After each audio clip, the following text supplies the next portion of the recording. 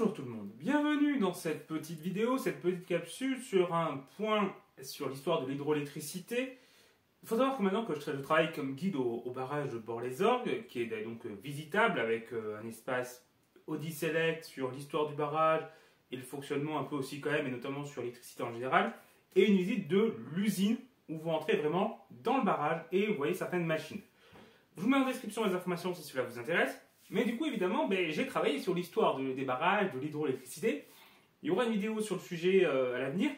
Mais en attendant, parce que forcément avec le travail, j'ai moins de temps, je vous fais une petite calcul, un truc plus court, mais qui viendra du coup remplacer certaines semaines, des vidéos plus complètes, la durée de mon contrat.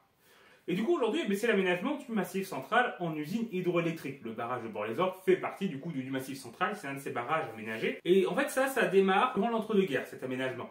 Puisqu'on s'est rendu compte pendant la Première Guerre mondiale que les sources d'énergie frontalières, ça posait problème, avec les mines du Nord qui avaient été inutilisables une bonne partie du conflit, durant une période où le charbon est encore la principale source d'énergie du pays. On a récupéré les mines de Lorraine, qui sont également des mines frontalières, et les usines hydroélectriques qu'on avait jusqu'à présent, c'était dans les Alpes et les Pyrénées essentiellement, qui sont des montagnes de frontières.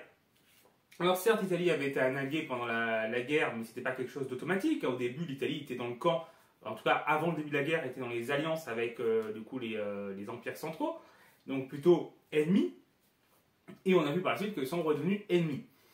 L'Espagne, bon, on ne craint pas trop une guerre avec eux, mais on ne sait jamais, ça reste à la frontière, c'est pas ultra sécurisé. Alors que le massif central, comme son nom l'indique, c'est au milieu. C'est bien au milieu, bien entouré, bien protégé. Si l'armée ennemie arrive là, c'est que de toute façon, on est déjà dans une très mauvaise situation.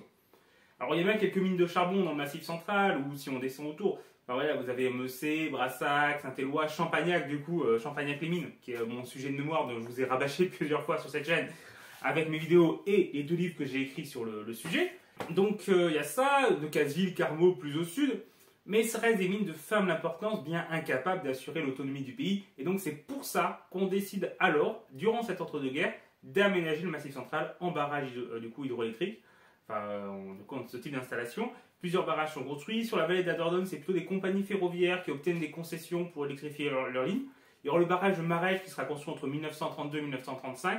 Et il y aura les projets au barrage de l'Aigle. Bon, ça débute du coup après l'entre-deux-guerres, parce que le chantier se déroule durant la Seconde Guerre mondiale. Je vous en parlerai un jour parce que ce barrage est également surnommé le barrage de la Résistance. Il y a toute une activité de la résistance qui s'est développée sur ce barrage pendant l'occupation, avec notamment la participation de réfugiés de la guerre d'Espagne. Donc il y a plein de choses intéressantes à dire à ce sujet, donc ça fera l'objet d'une vidéo à l'avenir. Et le barrage de Bord-les-Orgues, sa construction débute en 1942, mais déjà dans les années 20, il y avait des projets, des plans pour créer ce barrage, construire ce barrage. Et même si voilà, il faut attendre pour que ça se fasse, notamment dans le contexte de pénurie d'énergie avec l'occupation, puisque je rappelle que les Allemands réquisitionnaient une partie du charbon français. J'ai d'ailleurs fait une vidéo sur ces pénuries d'énergie durant la guerre, donc je vous invite à aller la voir pour en savoir plus sur ce sujet. Mais donc la construction de ce barrage à Bord-les-Orgues, enfin, en tout cas la réalisation du projet, par contre maintenant s'inscrit dans ce nouveau contexte, mais les premiers projets, les plans qui avaient été mis en place, c'était dans l'ancien contexte. Et en 1942, quand la construction de bord commence, c'est la SNCF qui a la construction au début, qui gère la construction, puisque du coup, ça avait été créé en 1937 par le Front Populaire, et donc ça avait récupéré les concessions privées des compagnies ferroviaires qui avaient donc fait les premiers projets à bord, avant qu'EDF en 1946 reprenne la suite du chantier, puisque le chantier s'achève en 1952, et depuis gère le barrage et le rend visitable, même si du coup moi je suis appelé par l'office par Tourisme de Corrèze, qui a donc un contrat avec EDF. Voilà, c'est terminé pour cette petite capsule, du coup vraiment sur un point très spécifique. Comme je vous l'ai dit, je ferai une vidéo plus complète sur l'histoire de l'hydroélectricité à l'avenir, mais en attendant, je vous partage cette petite capsule, et j'en ferai d'autres à l'avenir. Au revoir tout le monde.